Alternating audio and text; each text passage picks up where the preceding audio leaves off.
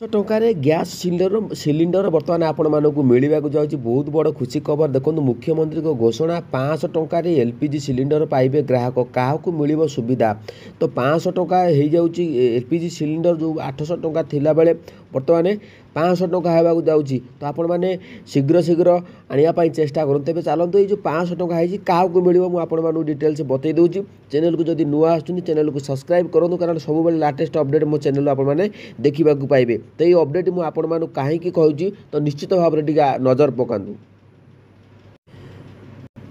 ତ ଦେଖନ୍ତୁ ଦିନକୁ ଦିନ ମହଙ୍ଗା ମାଡ଼ ସାଧାରଣ ଜନତାଙ୍କ ମୁଣ୍ଡ ବିନ୍ଧାର କାରଣ ପାଲଟିଛି। ଅତ୍ୟାବଶ୍ୟକ ଯେଉଁ ସାମଗ୍ରୀ ଦରଦାମ ବୃଦ୍ଧି ଖାଉଟିଙ୍କ ପାଇଁ ଅଡ଼ୁଆ ସାଜିଛି। ତ ବର୍ତ୍ତମାନ ଆଳୁର ମଧ୍ୟ ବହୁତ ସମସ୍ୟା, ଯେଉଁଟାକି ଆମେ ବିଶ୍ୱାସ କରିପାରୁନଥିଲେ ଆଳୁ ଦିନେ ଆମକୁ ଏମିତି ହଇରାଣ କରିବ ବୋଲିକି।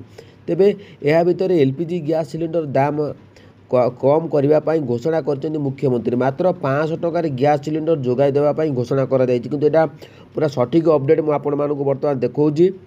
ତ ଦେଖନ୍ତୁ ରାଜ୍ୟରେ ମୋଟ 46 ଲକ୍ଷ ପରିବାରକୁ ଏହି ଯୋଜନାରେ ଏଲ୍ପିଜି ସିଲିଣ୍ଡର ଯୋଗାଇ ଦିଆଯିବ ବୋଲି ଘୋଷଣା କରିଛନ୍ତି ହରିୟାଣା ମୁଖ୍ୟମନ୍ତ୍ରୀ ନାୟବ ସିଂ ସୈନି। ତ ଆପଣମାନଙ୍କୁ କାହିଁକି ମୁଁ ଏହି ଅପଡେଟ୍ଟି ମୁଁ ଆପଣମାନଙ୍କୁ ଦେଖନ୍ତୁ ହରିୟାଣାର ଯେଉଁ ମନ୍ତ୍ରୀ ଅଛନ୍ତି, ମୁଖ୍ୟମନ୍ତ୍ରୀ ଅଛନ୍ତି, ସେ ମଧ୍ୟ ଘୋଷଣା କରିସାରିଲେଣି। ତାଙ୍କ ଘୋଷଣା ଏଇ ଯେଉଁ ଭିଡ଼ିଓରେ ମୁଁ ଆପଣମାନଙ୍କୁ କେତେ ସତ ଅଛି ମୁଁ ତାକୁ ମଧ୍ୟ ରିପୋର୍ଟ ଦେଖାଉଛି। କାରଣ ପ୍ରତ୍ୟେକ ଯେଉଁ ଆମ ଓଡ଼ିଶାରେ କ'ଣ ପାଇଁ ଘୋଷଣା କରାଯାଉନି, ତ ଆପଣମାନେ ଅନୁମାନ କରନ୍ତୁ। ପ୍ରତ୍ୟେକ ଯେଉଁ ରହିଛି ଓଡ଼ିଶାକୁ ଛାଡ଼ିଦେଲା ପରେ ପ୍ରତ୍ୟେକ ଷ୍ଟେଟ୍ମାନଙ୍କ ଦେଖିବେ କିଛି ନା କିଛି ଚାଷୀମାନଙ୍କ ପାଇଁ ଅପଡେଟ୍ ଆସୁଛି, ତା ସହିତ ଭଉଣୀମାନଙ୍କ ପାଇଁ ମଧ୍ୟ ଅପଡେଟ୍ ଆସୁଛି। ଆପଣମାନେ ନିଶ୍ଚିତ ଭାବରେ ଦେଖୁଥିବେ ଗଣମାଧ୍ୟମରେ। ତେବେ ଏହାର ସତ୍ୟତା କ'ଣ ଅଛି କି ମିଳିବ କି ନାହିଁ ମୁଁ ଆପଣମାନଙ୍କୁ ବର୍ତ୍ତମାନ ଦେଖାଇ ଦେଉଛି, ଆପଣମାନେ ଦେଖନ୍ତୁ। ତ ଏଇ ଦେଖନ୍ତୁ ଇଏ ହେଉଛି ନାୟବ ସାଇନି ଯେଉଁ ଅଛନ୍ତି ଆମର ହରିୟାଣାର ମୁଖ୍ୟମନ୍ତ୍ରୀ।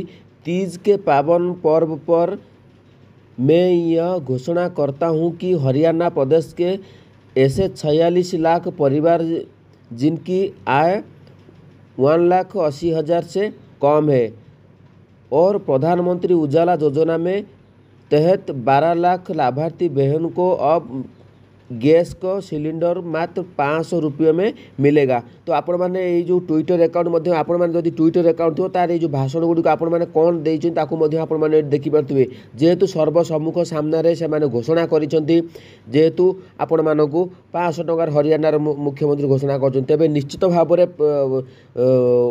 हुए तो आगामी दिन में ओडिशा रे लागू हो पारे जो रक्षाबंधन आसूची। तो देखो केते बड़ अपडेट देइछन्ती से हरियाणा पाई, किंतु आम ओडिशा पाई निश्चित भाव में लागू होबार संभावना यथेष्ट रोची।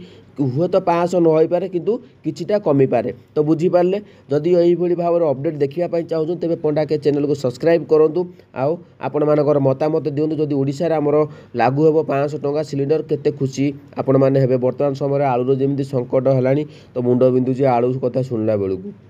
तो जदि अपडेट भल लगे तो चैनल को सब्सक्राइब करूँ। जय जगन्नाथ।